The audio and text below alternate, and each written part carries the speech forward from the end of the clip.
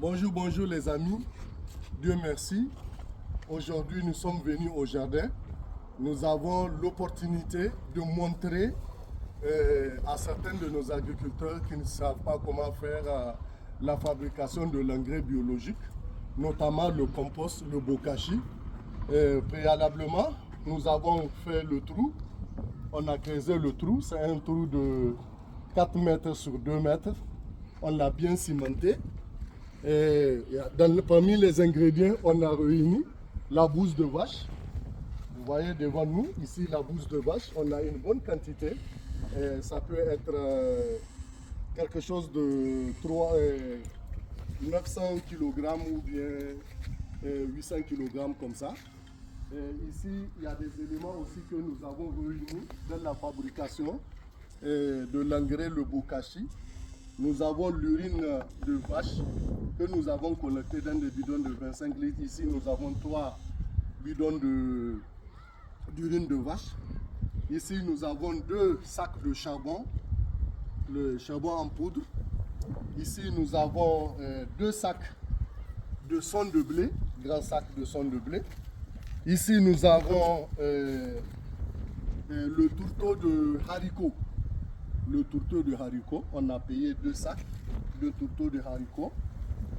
Quand nous avançons ici nous avons payé aussi, c'est le haricot ça? L'arachide, c'est les feuilles d'arachide. On a payé aussi 2 sacs de feuilles d'arachide. Dans ce sac aussi, on a payé les feuilles de gao.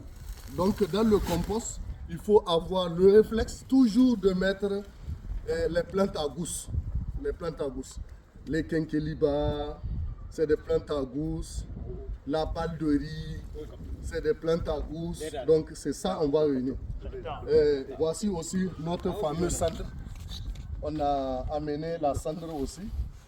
Il reste aussi des éléments. Notre sucre aussi qui favorise la fermentation. Mandalgou.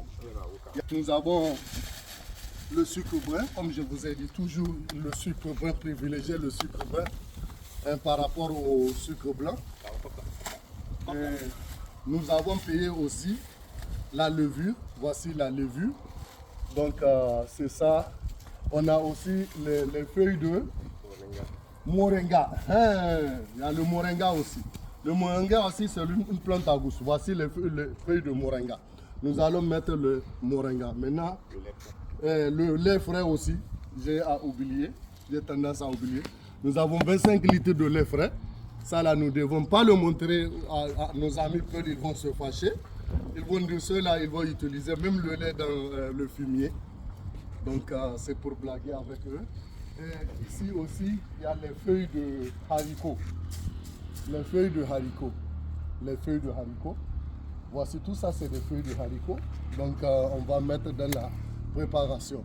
Donc on s'arrête ici. Maintenant, ce qu'il y a lieu à faire, il faut faire les mélanges seulement. Il ne faut pas se casser la tête. On met les mélanges, on commence à faire le mélange. On met un peu le fumier, on met un peu de tourteau de haricots, on met du fumier, on met un peu de la cendre, on met un peu du charbon, on met un peu du sonde de blé, tu vois. Donc on intercale seulement, on intercale. Après on ajoute de l'eau et on fait le mélange. On utilise en dernière position l'urine. Parce que l'urine c'est comme de l'eau, ça peut aller jusqu'en profondeur. Après les sucres, on peut les diluer aussi dans l'eau. On incorpore dedans. On utilise aussi la levure dans de l'eau. Et ça aussi, ça peut pénétrer jusqu'en bas. Donc il ne faut pas se casser la tête, il faut chercher à faire le mélange. Les uns et les autres, ils ont bien compris, Inch'Allah. Donc je vais envoyer la vidéo aussi pour que d'autres, parce que d'autres disent qu'ils veulent ça en Jarma, ou d'autres en Hausa, comme ça, un camarade qui maîtrise le Hausa ou bien qui maîtrise le Jarma, il peut, en regardant la vidéo, il peut commenter pour que les uns et les autres puissent profiter. Assalamu alaikum wa rahmatullahi wa barakatuh.